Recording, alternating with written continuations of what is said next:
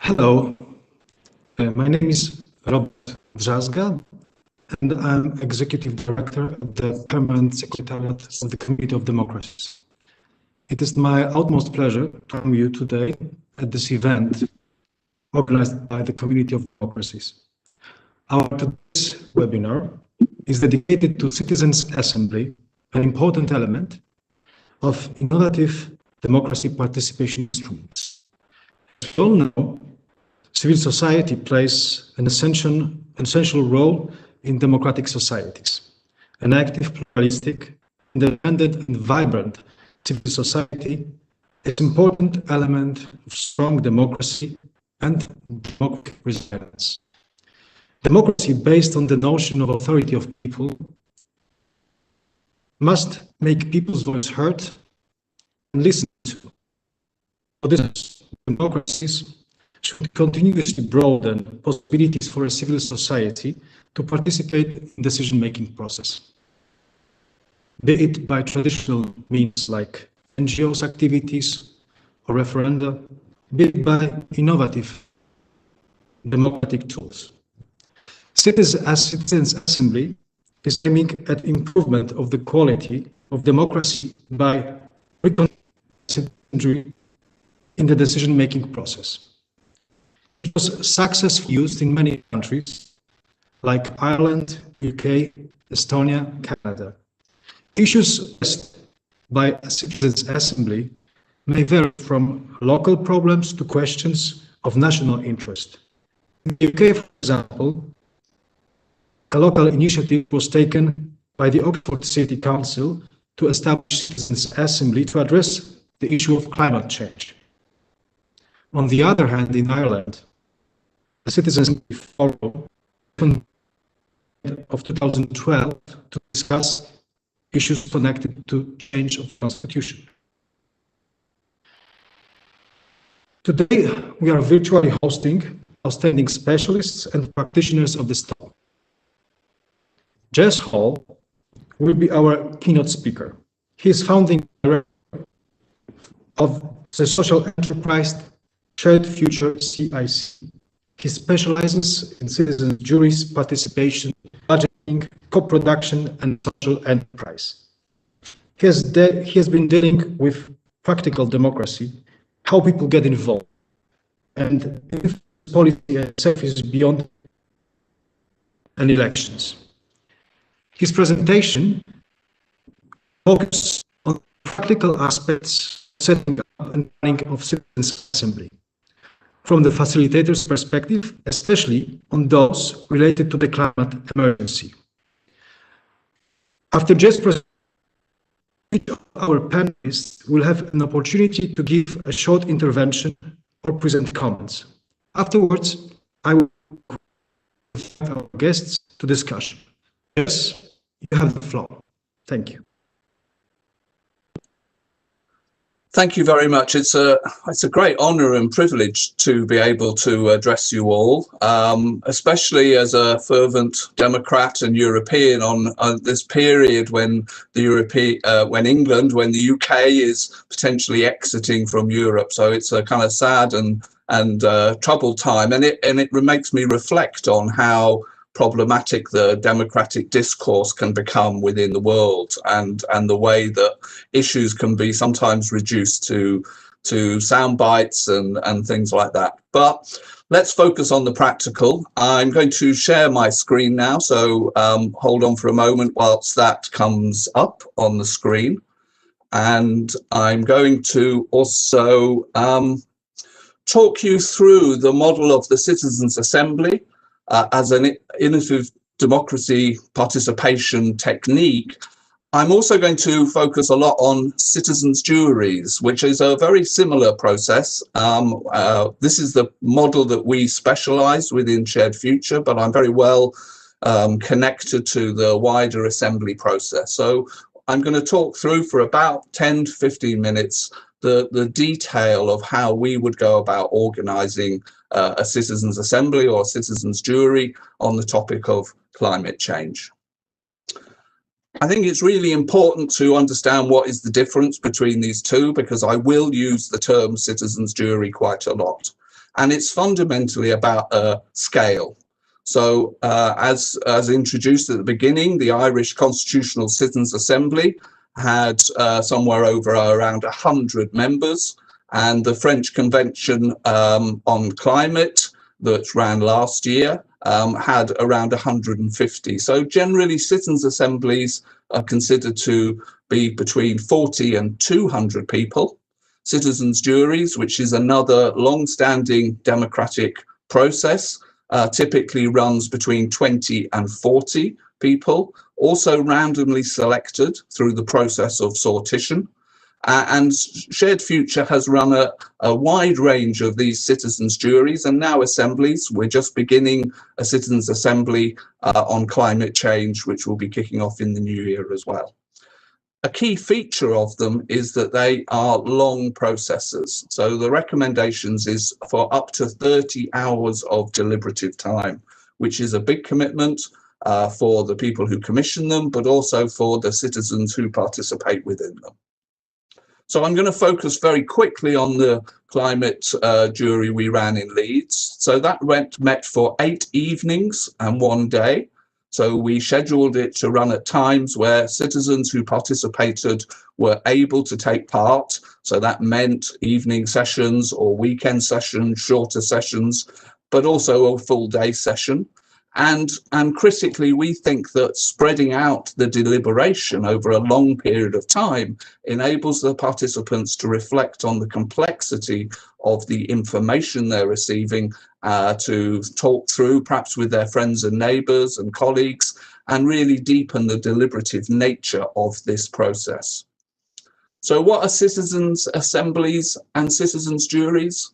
Well, fundamentally, they are forums for deep deliberation on topics which are complex, which may be regarded as wicked, as in there's no easy and discrete answer to them. So they are ideal for tackling kind of fundamental challenges within democratic processes. They always have some form of oversight or steering group. So there is a body that's made up of key stakeholders and influencers who help shape and provide legitimacy to the process.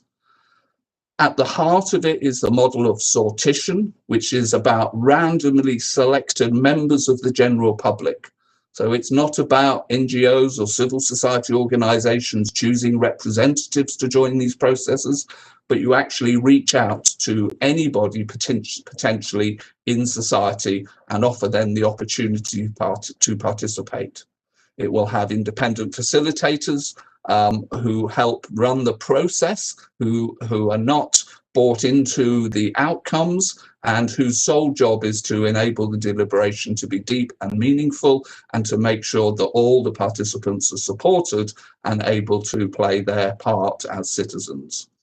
We then also have the input of expert evidence, scientific evidence, planning evidence, democratic evidence from a variety of commentators who reflect the diversity of opinion on the topic of the jury.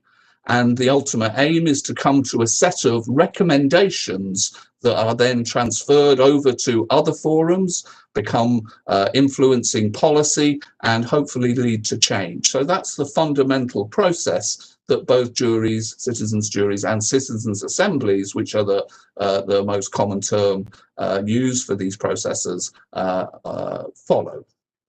So very quickly, just the oversight panel. This is again a small process, but democracy should be obviously scalable, should be scaled up from the local to the region, the national, and even the international. So in our oversight panel, we had the commissioners, public agencies, but we also had private business represented, such as the Farmers Union. So this was on climate change. We had also academic representation, civil society representation, representation from elected politicians, but also critically representations from activists. So we had Extinction Rebellion and also a youth climate change group based within this locality. So the role of the oversight group is to reflect the diversity of interests on the particular topic. A strong oversight group or panel brings legitimacy. They help oversee the recruitment strategy. They suggest the evidence givers, and they also critically set the challenge question. Large-scale citizens' assemblies generally have a secretariat and a host, a chair, who is selected to be a sort of moderator of the process and make sure that it follows good principles of inclusion and representation.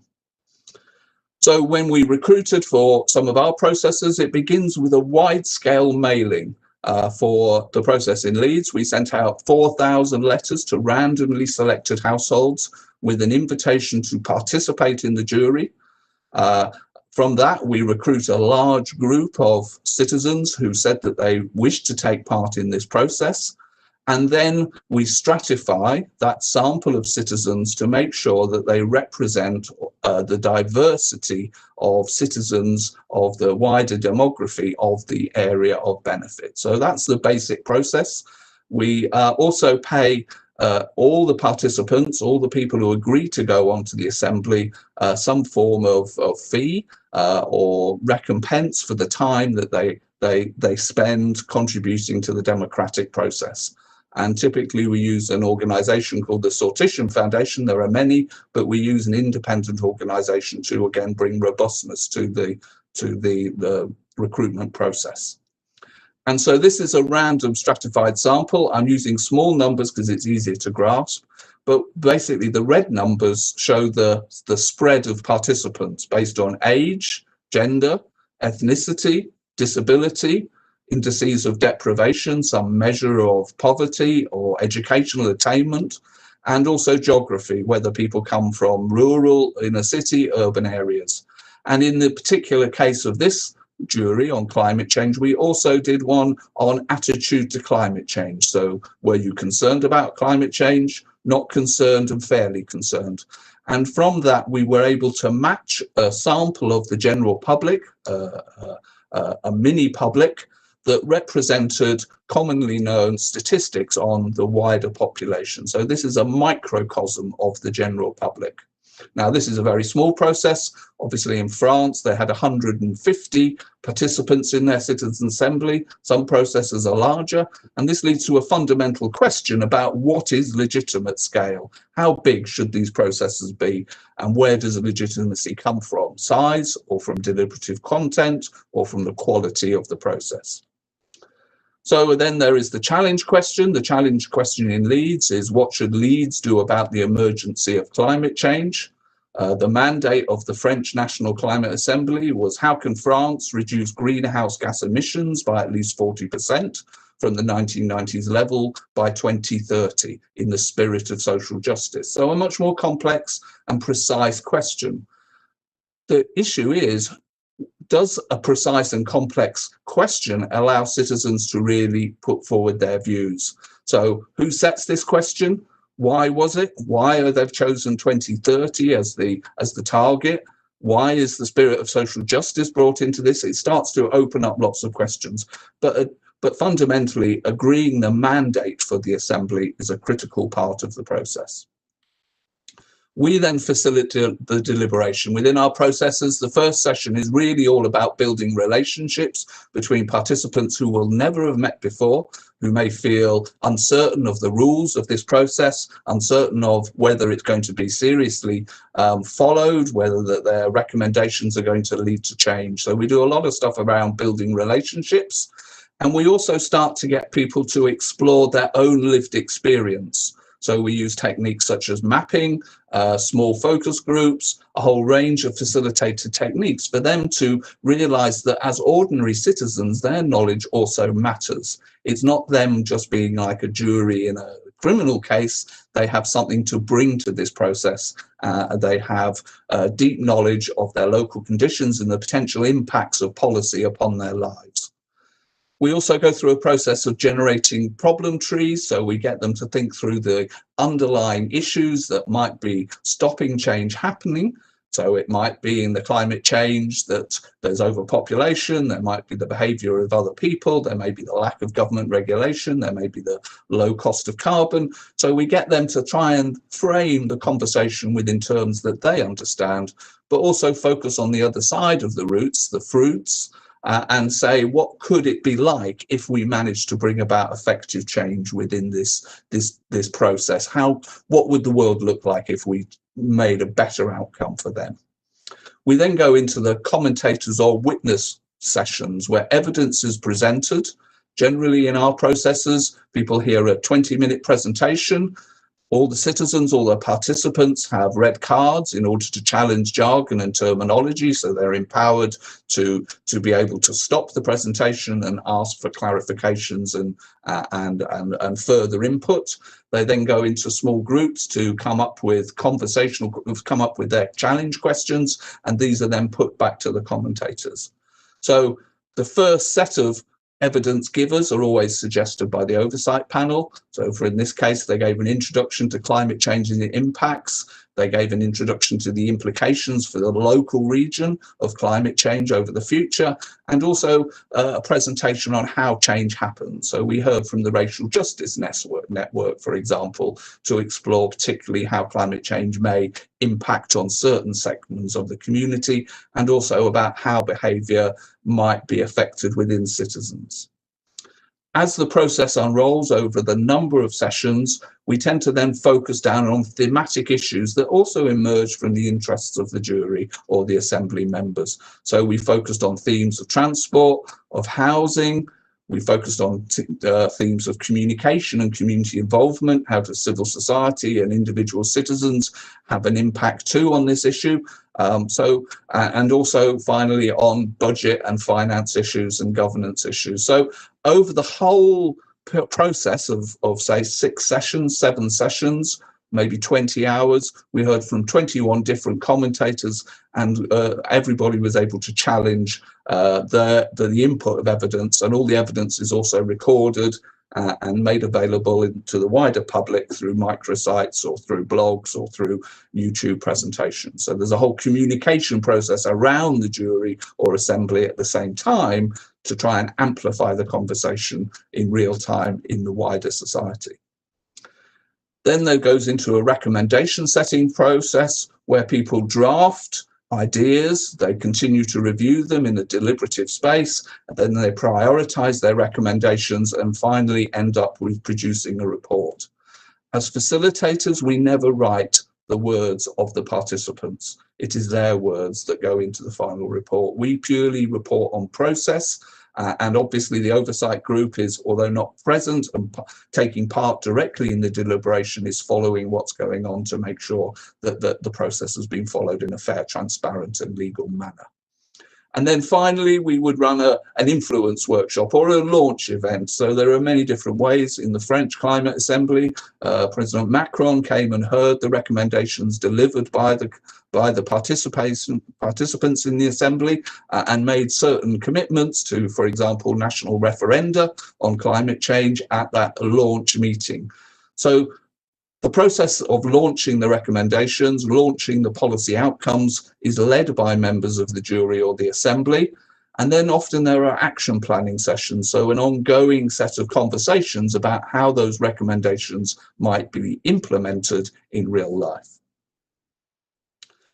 Obviously, this is a complex slide. I'm not expecting you to understand the bits of it, but when COVID-19 hit, we had to really respond and change our processes. And so many citizens' assemblies and juries are now taking place either partly or fully online through using other platforms. So we use the Icelandic Foundation's Your Priorities platform, a digital deliberation platform that's been used around the world in many different contexts, which was used, the Icelandic Foundation used deliberative platforms to actually rewrite or input into the new constitution for Iceland as well. So, we use different tools, and we ran the first fully online small climate jury in Kendal. The UK National Assembly on climate change started face-to-face, but then moved online as the COVID process happened. That's basically coming to the end of my presentation. I'd like to just put a couple of extra thoughts in. Citizens' assemblies, democratic innovations like this won't solve democratic policy blockages by themselves. They don't operate in a vacuum. They operate within a real world obviously the real world of representative democracy, constitutional democracy, but they can also connect with other processes.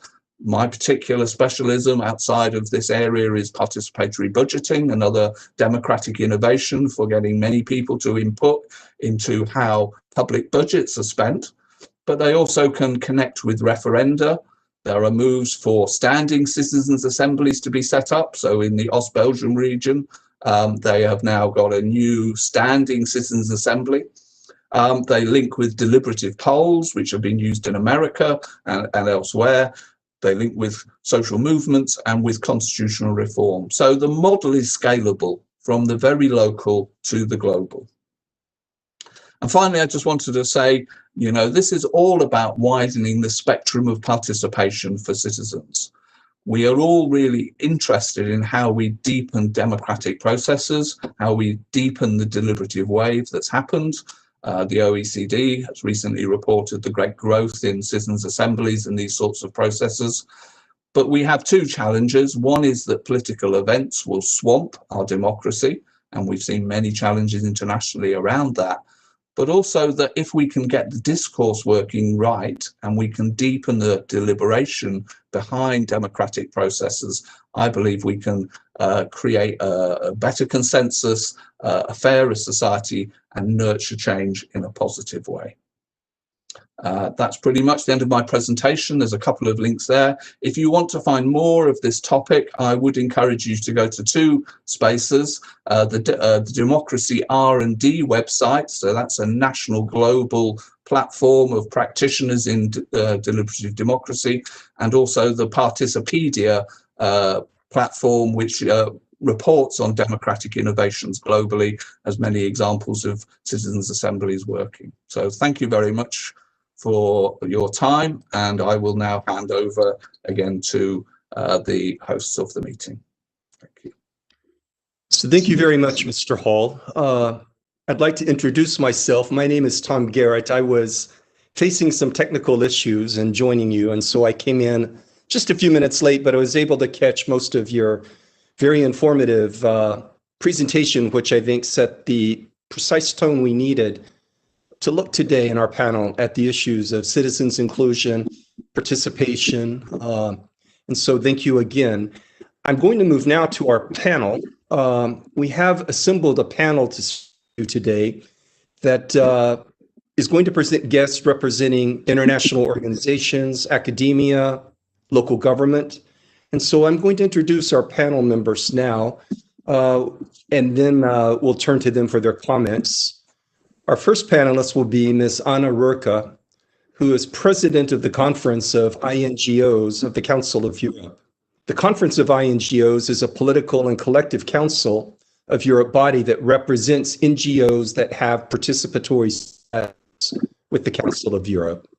It serves a very important role, which is to affirm the political contribution of civil society at the Council of Europe and to strengthen the freedom of association and associated rights in the member states and reinforce civil society, NGO participation in decision-making processes. She will be followed by Mr. Richard Youngs, who is a senior fellow in the Democracy, Conflict, and Governance program at Carnegie Europe. He also works on EU foreign policy and issues of international democracy. Richard Youngs is a professor of international relations at the University of Warwick.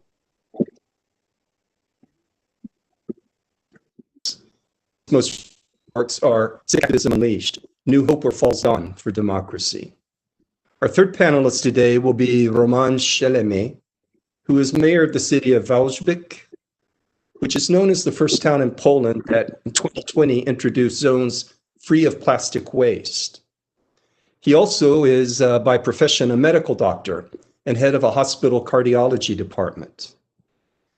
We're lucky to have him on the panel today because he's quite experienced in bringing citizens into the political process. In the last local elections in which he stood in 2018, he achieved one of the highest election results in Poland among 107 different cities, reflecting 84.49% of all votes cast. And so I'm going to ask our panelists now to present short comments on their ideas and also speaking to Mr. Hall's intervention. So with that, may I turn that over to you, Ms. Urarka, for your comments? Good evening. Thank you very much, Mr. Garrett, for invitation. Firstly, it's really my honor to speak and to share my reflection with the panel. So I would like to express my gratitude for invitation. So just some words, as it was said, the Conference of the NGOs as the Council of Europe body brings together more than 300 international non-governmental organizations. So we are more on this more institutionalized form of participation of civil society. But I think that the important stake today is to see how we can articulate different forms of civil participation, those which are more institutionalized as the NGOs, associations, and those which engage direct participation of citizens in decision making. So I think that why the topic is important, and you can believe me, I'm the great supporter of a citizen assembly, because I observed citizen assembly since some years, also in Ireland, when I met the person who were in charge of the process. And I also saw the impact that Irish Citizen Assembly made in different on different topics. But I think also that this the fact that we practice, that we put in place and implement different forms of participation, this practice also says something about the standards of deliberative decision-making and deliberative democracy. So I also believe that the member states of the Council of Europe, but all intergovernmental organizations, can also learn from the good examples which we have now in this landscape of civil participation. So it's clear that I see that there is a movement, a global movement, which is very visible now to increase participation. And if we observe that, it's because there is an important crisis of representative democracy and democracy as well in the whole sense of the term. And this crisis of democracy, it's not only, from my point of view, a slogan, it's really the reality. The fact also that participation, civil participation decision-making process is not binding. It means that from the governmental side, yes, the government needs to consult with civil society and citizen the project, but it's not really binding practices for other local authorities. So that's why it is important to see this movement, which came from the bottom-up approach through the Citizen Assembly. I think that also it's important to underline this practice of citizen assembly in the context on shrinking civic space, because NGOs, e-NGOs and NGOs are face the attacks today from different sides. So that's why the citizen engagement, direct citizen engagement, is also important. So this is maybe some introductory word about the context, why, from my point of view, citizen assembly are important.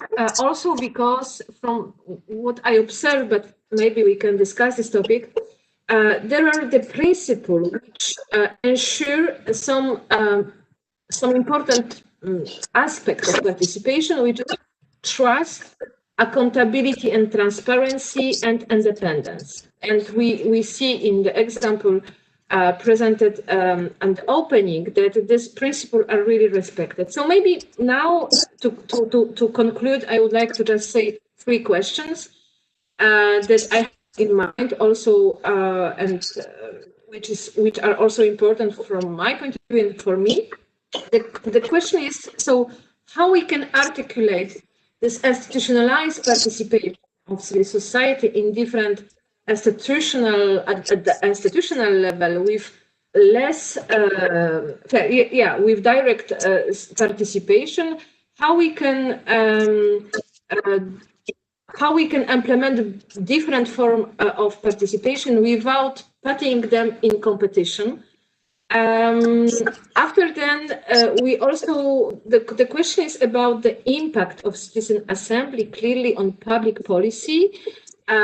We observe this Irish example, but in France, for example, they deliver a lot of recommendation. However, I also see that the participants in this climate convention weren't very happy with the results and how the public authorities and the president took this recommendation to practice and how they would like to implement them. So the second question is, what is the impact not only on public policy but also on the participants itself? And what the participants can learn from the process of the citizen assembly, and how they can continue to be involved, and if they are involved after on the level of the communities or the level of public policy. So this is maybe my question to panel also to see if we can have some answer to that. Thank you very much. Thank you very much, Ms. Rucka, and I think those are great questions for us to try to further. And now we'll turn to Richard Youngs. It's good to have you with us. Richard, please, the floor is yours. Hi, Thomas, and good to see you. Actually, comments follow on directly from Anna's question. So I agree with my colleagues that the growth in juries and assemblies represents the most exciting and dynamic aspect of democratic politics over the last decade. I work for Carnegie. Carnegie is a think tank. We're not involved in the practical organization of assemblies and juries. So there are other people on the call who are a lot more expertise than I am on the practical running of these initiatives. My concern really is to zoom out and think about the broader political context within which these assemblies are run, and the question of how and whether these innovations in democracy can be developed further, and whether they can be made to have a broader political impact. It seems to me over the last decade, the case has been convincingly made, without any shadow of a doubt, that these assemblies are extremely important and useful in and of their own right. So even a decade ago, many people were doubtful that citizens would be interested in participating in these kinds of initiatives, or even if they did, they wouldn't come to very constructive conclusions. The experience of the last decade has conclusively disproved those doubts. But I think if we debate the broader political impact of such innovations, then there are still more difficult challenges to be met and questions to ask. It's true that the number of assemblies and juries has risen quite spectacularly in the last decade, but it's important to remember we're still talking about relatively modest numbers of these types of innovations. Even in the countries most committed to them, we're talking about 12, 15, 20 such experiments per year, and many democracies still are not experimenting with these types of assemblies at all, or at least in any meaningful magnitude. So we are still some way short of these really representing a mainstream aspect of democratic decision making. I suppose the positive spin on that is that there's a lot of scope still for growth and expansion of assemblies and juries. Analytically, it seems to me there's two ways of thinking about assemblies and juries. One is the modest agenda, that these represent a useful addition or supplement to existing representative democracy. So here we're not talking about changing the way that democracy works in any radical way, but simply individual assemblies are a useful complement to existing forms of democratic practice. Then there's the more ambitious way of thinking about them. And many people would argue that representative channels are misfunctioning so badly that we need to see a more radical expansion of assemblies and juries so that sortition becomes the kind of backbone of democratic decision making in a way that begins to replace existing channels of democratic accountability.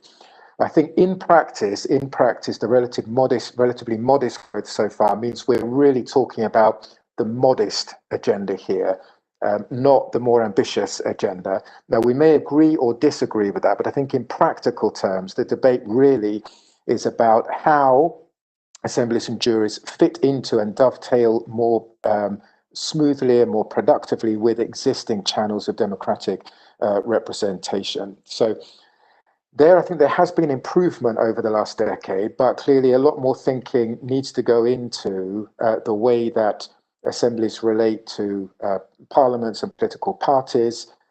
It is true that in many cases, the recommendations from assemblies are passed into parliaments and debated in a much more systematic way, but often they are not.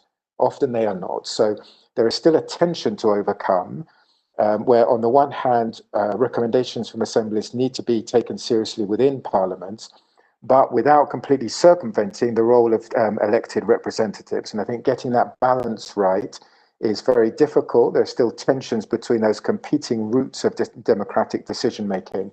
I think those tensions still need to be ironed out and mitigated in most of the cases in which assemblies are run. The assemblies are extremely useful in and of their own right, but it is the case that in most instances, they still run around agendas that are set by governments themselves. So governments set the agendas, they pose the questions, and then citizens are asked how to meet the objectives that governments have predetermined. I think the next step has to be the question of how or whether they can be run in a way that gives citizens the ability to actually create the agenda themselves, or at least co-create that agenda with formal public authorities. If you look at the figures, over 4/5 of assemblies and juries have been run at a local level.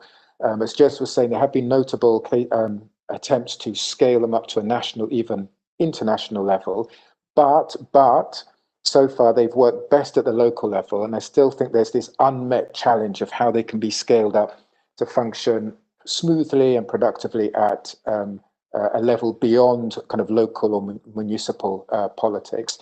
Most of the assemblies address one particular issue, so they function in a way that takes one issue out of mainstream politics, asks citizens their views on that policy, and then kind of reincorporates the issue back into mainstream politics. That's different from having assemblies integrated on an ongoing basis into mainstream politics. That's much more difficult to do. There are still methodological doubts about how one does that. But even it's striking to me, as a kind of outsider looking at this world, even after more than a decade of experimentation, there's still only a handful of cases that have tried to mainstream these assemblies within normal politics rather than taking important decisions out of everyday politics. So I'll round off and conclude there. I think the basic message, linking all these observations together, would be this: that we need to have the level of expectations set at the correct level over what these assemblies can achieve. There's enormous scope for them to spread much more. They're extremely valuable in and of their own right. I think Jez is right in saying we cannot expect them to be the antidote to all of democracy's ills. And the key thing, as he said, is making the connections between these assemblies and other forms of democratic politics work better. That's not a new point. People have been pointing this out for more than a decade, for 2 decades indeed. But it seems to me the practical progress in actually making these linkages between assemblies and parties and social movements and protests and parliaments, transnational organizations as well, is still much more limited than it needs to be. Let's not forget that assemblies are useful in giving citizens a voice, but they give citizens a voice as individuals. And democratic citizens need to function not just as individuals, but also members of social movements, civil society organizations, political parties, collective organizations that need to play a role as kind of transmission belts in between individuals and the state. And it's still, I think there's still a challenge in understanding how assemblies need to fit into these more intermediate organizations between their own work and state authorities. Thank you. Thank you very much, Richard. Excellent points as we consider how do we see the applicability of these citizens' assemblies broaden and bring in even more people. Thank you very much. Now I'll turn to our third panelist, Mayor Shelemi, and it's yours. We look forward to hearing from you. Thank you very much for inviting me to this very interesting discussion. Thanks to have me here, and it's a privilege to take part in this very interesting and discussion. I've been listening to your voices, to your presentation, and what I think is I can give you the example how it to some extent works in Wałbrzych, in the city of Wałbrzych, and what I would provide to this discussion as a additional factor is the practical case of how it could work, but first of all implemented intuitively, because I started my career as a local politician, all of a sudden in the deepest stage of the crisis in my city, in the big first months of 2011, asked by the Prime Minister to take the office because my predecessor simply resigned. I had no experience in the political life, in the political activity. I simply at that time had been a head of a cardiology department, and I am continuing this this kind of activities, medical activities and career in my profession without any breaks. So I simply, in this respect, I am a so-called, I would say, self-taught politician. And I started my career in the city hall I am sitting in right now to open my calendar for everyone looking what would be the activities of the mayor of Wałbrzych next day. My second decision, or very early implemented, was to start meeting with people, not randomly selected, simply inviting to small meetings in different quarters of the city, which is 120,000 inhabitants. This is so-called post-coal era city, with all those challenges like social problems, ecological problems, healthy problems, and of course kind of political problems of lack of communication between the city hall and the small communities all around the city. So I simply started inviting people to come to small libraries or small school halls to meet a new president, a new mayor of the city.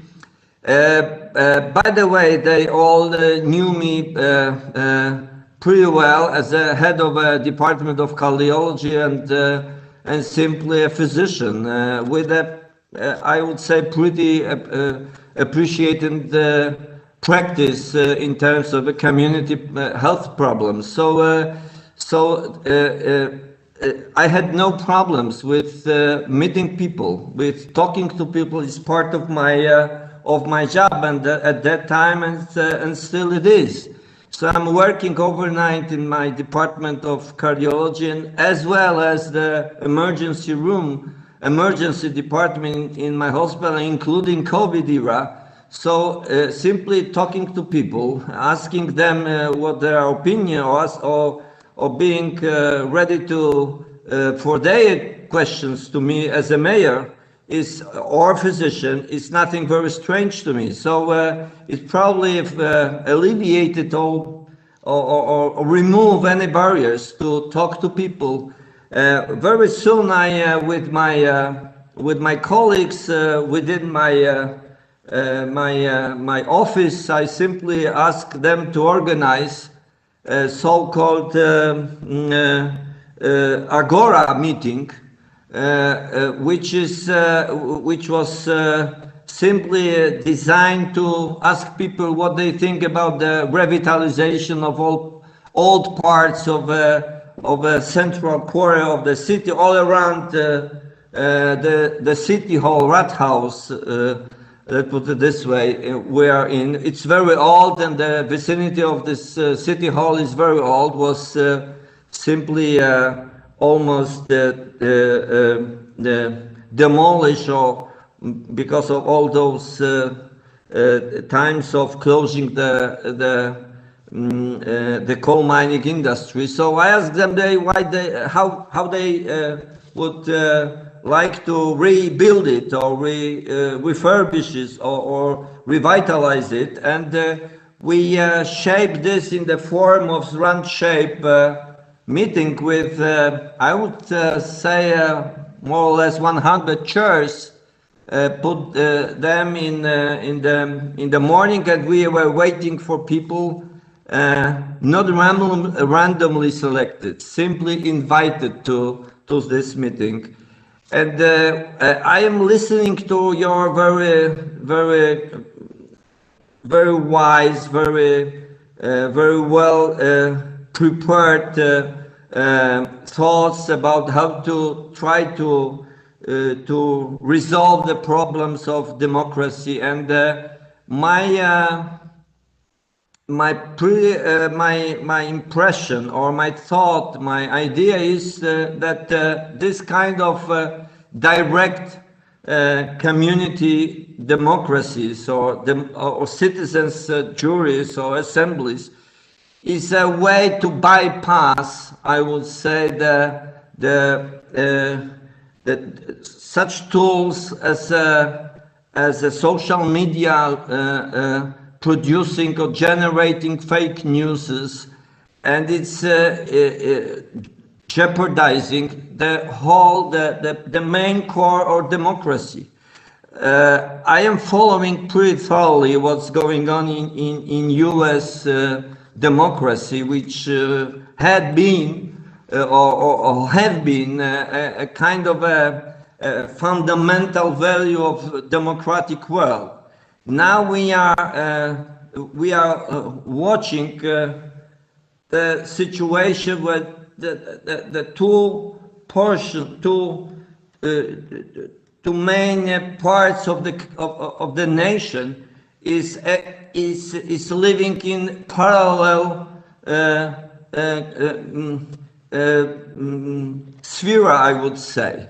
And we are watching and listening, unfortunately, to those tweets generated by acting or now being active president of that democratic state, simply generating fake news. So one of the solutions, I would say, is to go directly, bypassing those social media tools, is simply trying to reach as many people as possible, to say them what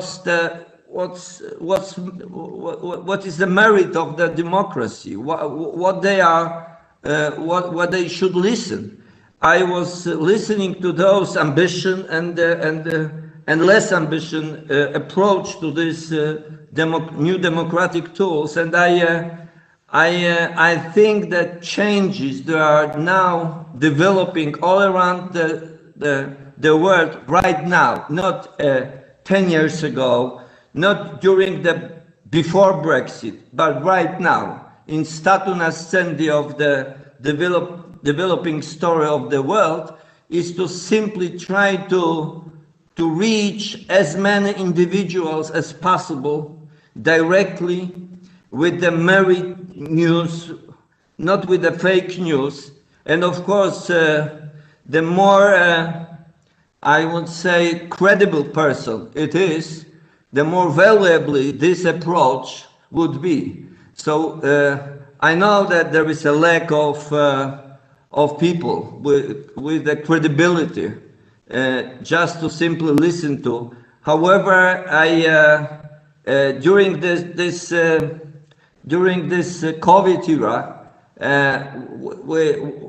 which is hopefully coming to the end within several months, I hope we should simply prepare to start a new stage of direct democracy, which means reaching directly people and trying to make them listen and heard what we would like to say them. Not through the online, not through the Facebook, not through the Twitter. Of course, it's the tool, but what I intuitively implemented at the beginning of my my time as a working mayor and a leader of the community was to simply go to as many people as possible. So they simply know me, they learned about me, they simply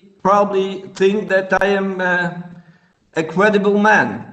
That's why the result of my last local election is as my colleague just recently said. So I have no specific ideas. I am very interested in what's going on in very interesting places in Great Britain, in Oxford, Cambridge, or universities in US. However, the credibility of democracy from US coming to Europe is much less than I don't know, a few months ago or 4 years ago, before the Trump era. Hopefully there are still judges there and court independent to make the right decision at the end of the day. So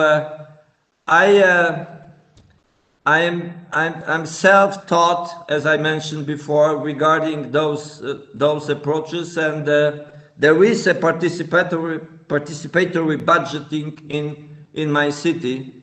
There are limits. It's not ideal method to create the assembly, but it's a way to understand that probably this time we have to go to simply individual. It works in my city. I don't know whether it would work in each much bigger towns. Thank you very much for listening.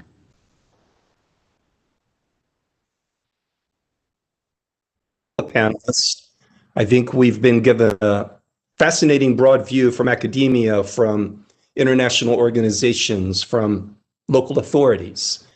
And so I noticed that while we've been speaking and listening to one another, we did have a comment come through from Nitha Tanagrala, and she wanted to know more about civil society's role in arranging these assemblies and the buy-in of local government. And she also asked, what is the participation of youth like in these types of forums? And so, Jez, I don't know if you'd like to perhaps speak to that for just a moment. Yeah, so it's undoubtedly true that social movements, particularly in the UK context, Extinction Rebellion, has really pushed forward the appetite for citizens' assemblies and really raised them up the political spectrum. So civil society mobilising for the direct and authentic participation of citizens, diverse citizens, citizens whose voices are not normally part of the policy framework is really crucial. But typically, citizens' assemblies are commissioned by government in some way, whether at the local level or another place. There is a cost to running these processes, and they have to be institutionalized to some degree. Unless there is buy-in from somebody who can actually enact the recommendations, then we are at risk of it just being a talking shop. So critically, they are commissioned by government, but instituted often through civil society organizations who act as the facilitators. And what I see them significantly is about how you really understand the behaviors of good citizenship. what does good citizenship mean? It's not about winning an argument, about defeating your opposition. It's about getting into a rational, thoughtful, consensual, considered dialogue with other people and be prepared to listen to different perspectives on the issue. So in terms of youth participation, we definitely involve young people in our citizens jury work, our citizen assembly work, lower than the voting age, possibly. But this is about making sure that the voice of young people is placed on an equal footing to the voice of older people. In my country, if you're a young woman, it's very unlikely that you will vote because people have very low trust in democratic processes. And therefore, this is a way of, through the sortition method, where you actually reach out and form a sample that represents the diversity of the community, you can elevate the voice of young people within these processes. So it's absolutely, young people are central to the democracy because they are the Democrats of the future. Would any of the other panelists like to speak to Neetha's question? Do I see a hand or? Yes, Richard, please. I agree with that. It seems to me a good quality democracy has to allow a role for kind of carefully organized deliberation through assemblies and juries and the like, but also slightly more kind of open-ended, fluid, democratic engagement of the type that social movements lead. And they won't always agree with each other. On the climate issue, it is true that the social movements have increasingly tried to promote assemblies as an additional tool to promote their agendas, but that has also engendered some tension. I mean, people on the call, I'm sure, will know that the Extinction Rebellion has become a bit frustrated with the fact that assemblies haven't perhaps been allowed to explore more radical options as part of the agenda. So there will be tensions there, but I think Neetha's question speaks to quite a fundamental issue, and that is that assemblies are really, really valuable because, as Jess was explaining, they encourage people to reach consensus. People with very different views are encouraged to explore areas of commonality and agreement. It strikes me on some issues that is really, really sensible and possible. It isn't necessarily possible on all issues. On some issues, people just need to be able to argue out their differences, and the optimal policy outcome isn't necessarily a kind of compromise between two ends of the spectrum. So some politics needs to be contentious politics, not consensual politics. I think people recognize that, but it does mean that while there's all this attention being given over the last few years to assemblies and juries, and rightly so, we shouldn't neglect the fact that good quality democracy does also require these more kind of open-ended, perhaps radical forms of democratic engagement. So that's not to criticize in any way at all people who've been running these assemblies and juries, but just to say the overall reform agenda needs, in my view, needs to have both those elements of democratic engagement. Thank you. And another question has come in from Stephen Brager, who asks, as the growth of online platforms expanded the participation of community members, even just as auditors, as it lowers the barriers of entry? And I know it's a question we had also been asking ourselves at the Community of Democracies as we've this year had to focus on virtual activities. So does anyone wish to speak to Mr. Brager's question? Yes, Anna. Ms. Rorka. Yes, thank you very much. Yes, this is really interesting question. And, from the Conference of the NGO side, we organized since several years the fact-finding visit in the member states of the Council of Europe, which focus on civic participation. And we also observe the tools which are used and how the civic participation, how it's ongoing. And we saw, for example, in Estonia, which have really the interesting sitting of the digital platform. They have already 14 for public consultation. that these digital tools cannot replace the face-to-face meeting. And the fact that public officers and public authorities are very available in Estonia, because it's also a small country, for face-to-face talks, it is important element, and the platforms, digital platforms are needed, but it cannot replace one and another. The another point is also that how we can join the marginalized community to be in the process, because, and also youth, young persons, because we see that what can save democracy is when we can reduce this gap between decision makers and the population, and we have still a lot of people which are out of the process. So how we can be inclusive, and how the tools as the digital platform can also be inclusive for the marginalized groups. Yes, thank you. And actually, speaking of the participation of young people, we do have questions from two of the Community of Democracy's youth leads. And I'm going to turn to them now to ask the panelists these questions. And I think we have first Ray Sharnek from South Africa. Ray, are you with us? Yes, I am. Thank you so much. Allow me first to congratulate everyone on an interesting and insightful webinar. My question is directed to Mr. Jez Hall.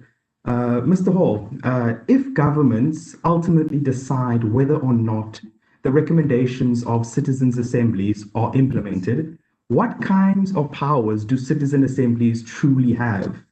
How do we ensure that this model does not become a frivolous exercise? Thank you. Thank you, Ray.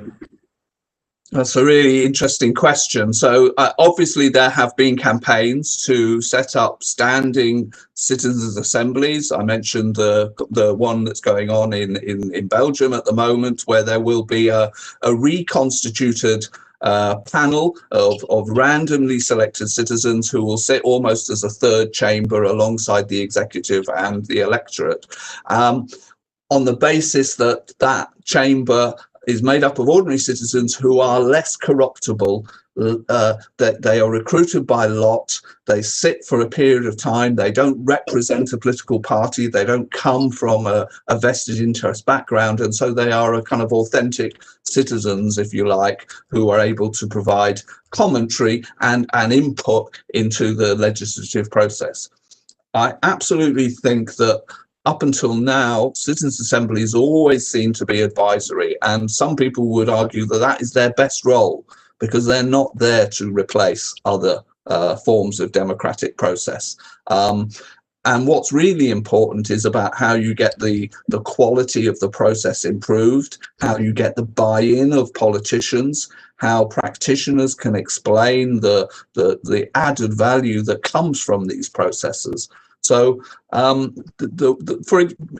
Australia, in Australasia, New Democracy, which is one of the leading agencies who is promoting citizens' assemblies, will say that unless there is a commitment from the convening body, the institution that has commissioned this to enact the recommendations to some degree, then they won't get involved. And I think that is one of the roles of civil society, to hold government to account for the quality of the process, and to make sure also, by listening and following the debate, that the things that emerge from the assembly are also then brought forward in some format.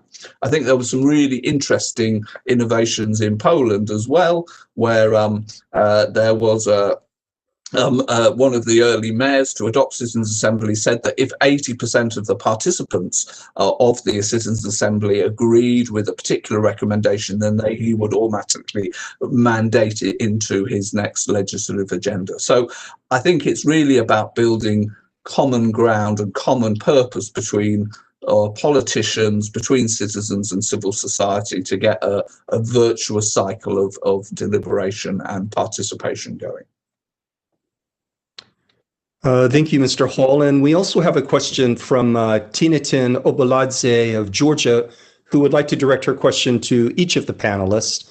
Tinatin, would you like to ask your question? Thank you. Yes, I will take the floor. Dear panelists, thank you very much for today's discussion, and happy Human Rights Day. To my mind, the concept of citizens' assemblies is impressive, with its main idea of representing people and providing the ways to impact on decision-making. But my question is in light of the idea of this platform in general. What about already established constitutional institutions, which de jure is authorized to represent these diverse societies and connect to the societies to address and decide the issues which are in the interest of people? Do you think we need to empower already established democratic institutions and accelerate public ideas around, for example, constitutional changes? If people's representation in local councils or parliaments are flawed in law, in practice, rather than trying to indirectly affect the decision-making, which de facto should be guaranteed by these institutions itself. So this is my question. Thank you. Thank you, Tina Tin. And perhaps we would go to Mayor Sheila first, if he would like to respond.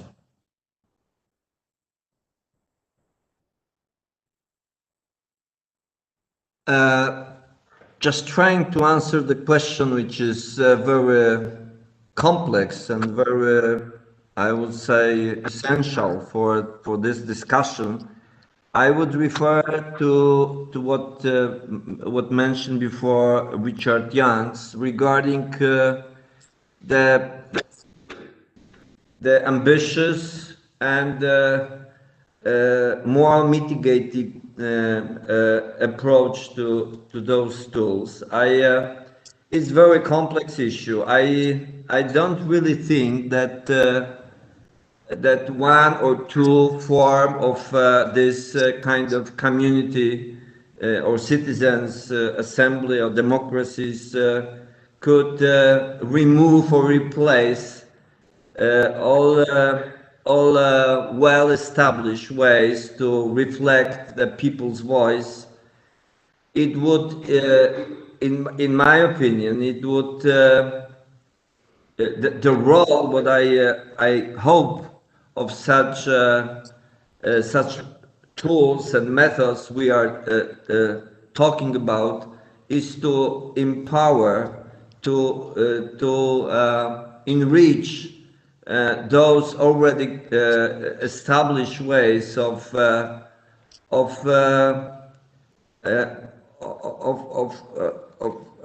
ideas, of sharing ideas, of well established in the democratic rule or rules.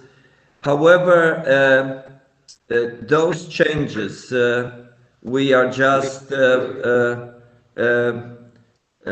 following or facing all around the world, including digital tools, would play a role in this discussion. To what extent we would allow these direct ways of reflecting people's voice to play a role in major issues like constitution, like the way of democratic rules in different states. I would say that probably within a very near future, not very long from today, we will have to answer the questions: what kind of rules we have to establish, basically with the experience of what's going on in US right now, what happened to lovely country as Great Britain with the Brexit experience, and to what we are experiencing in Poland right now, facing the challenges of democratic rules used to overturn democratic rules. Or democracy almost. So that's a very complex issue, and I don't think with my intuitively implemented way of governance in my city, I'm ready to respond to such basic, essential questions. Oh, thank you very much. And let's move now to Richard Youngs. I think I would answer Timothy by saying I think the challenge is not just to have good quality deliberation through standalone assemblies and juries, but also to have better deliberation within the institutions of representative liberal constitutionalism, so that deliberation helps revive rather than undercut those existing processes. Again, that's not a particularly original point on my part. People have been suggesting that this really is the challenge for quite a number of years. But I think that would also help answer the question of, ultimately, is it citizens in assemblies or elected representatives who have the last say? And I think perhaps the way of avoiding that being there being a sharp tension there is to try and get politicians, randomly selected citizens and civil society organizations involved in deliberation between themselves at an earlier phase in the decision-making process, so that then elected politicians are kind of part of the deliberative process and have a stake in the decision that citizens themselves are deliberating on, to take forward those proposals in a concrete sense. It's a very, very difficult balance to get right. But I think that for me, the lesson is that kind of existing institutions that you talk about need to be absolutely crystal clear over the way in which these assemblies fit into legislative processes. I'm sure people on the call know that the Climate Assembly in France has been probably the most important experiment in assemblies, but also is now experiencing difficulties over just this question, because initially Macron had rather led people to believe that the recommendations would be taken up almost automatically. And now he's saying, well, we never said that. We just said that politicians would debate them in Parliament. And so I think that the rules of the game have got to be laid out in crystal clear fashion at the beginning of the process, so that people don't have expectations that then are not met. Thank you very much. And Ms. Rocco, would you like to speak to Tinatin's question? Yes, thank you very much. And yes, happy Human Rights Day today. Yes, this is an important question. I would like to firstly state that we need the institution. The civil participation cannot replace the institution. We need the institution, but we need the institution which are not disconnected from the citizen needs. And from the part of the protest that we also observed in France regarding the yellow vest, etc., it was the fact that the public administration institution wasn't really connected to the situation of the people. So this is the first issue. Secondly, I think that what was said today, that and Richard said it, that the deliberation can also can help with the people understanding. So it can avoid some kind of polarization, or even try to work on that. Because a citizen, I myself, I don't really know the code and the constraint that the public officials have working in the institution. So the people don't really realize why the public administration cannot deliver what they want to see. So this common understanding is important, and the citizen assembly or other part of deliberation can also improve this common understanding. And also the second point, why we need the institution, is the question of the responsibility. Because if we, as the citizen, we participate in the decision making, it means that we take part of the responsibility which is included in the decision. But I'm not sure that we are ready to take this responsibility. So I will be very careful with the fact, and they said that the elected officials make a decision and they take the responsibility, and the citizen hold accountable them. So there is two levels, but it should be articulated. Yeah. Yes, thank you. And Mr. Hall, would you like to speak to this last question? Yeah, I think the real value of citizens' assemblies is in constitutional reform and constitution strengthening and in strengthening institutions. We've seen how referenda have been used in populist tools and led us astray in our democratic processes as a way of almost subverting the democratic mandates of elected officials.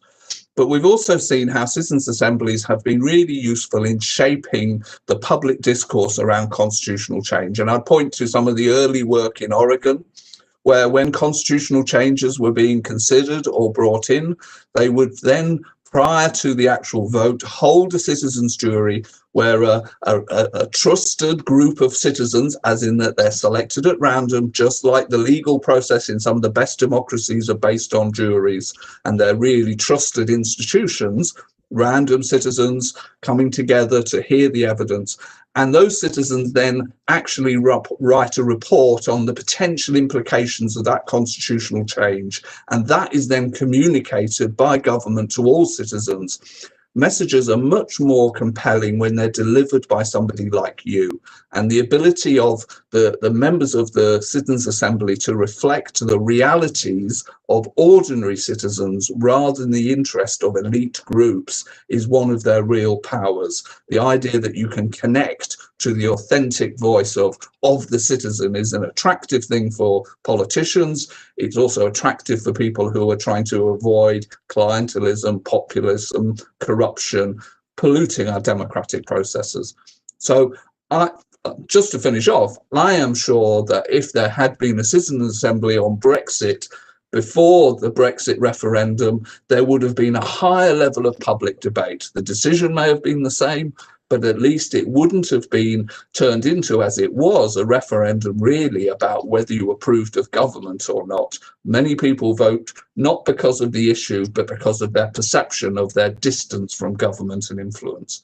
So I think citizens' assemblies is a really useful intermediary step in the policy development process where citizens can have their say as well as technical experts or political parties. Well, that's an excellent point for us to begin to conclude our discussion today.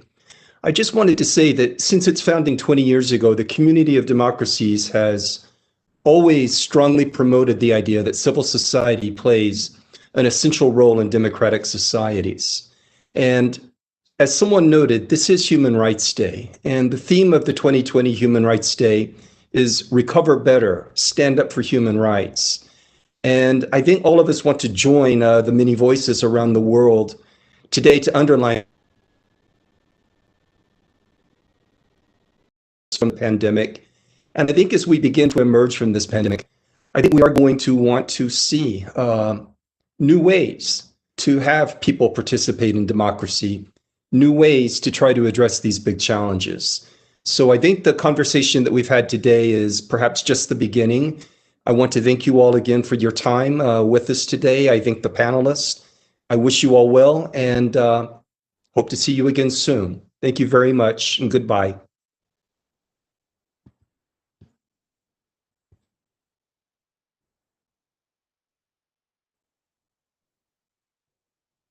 Thank you. Thank you. Bye-bye. Bye-bye. Thank you. Thank you. Thank you. Bye. See you.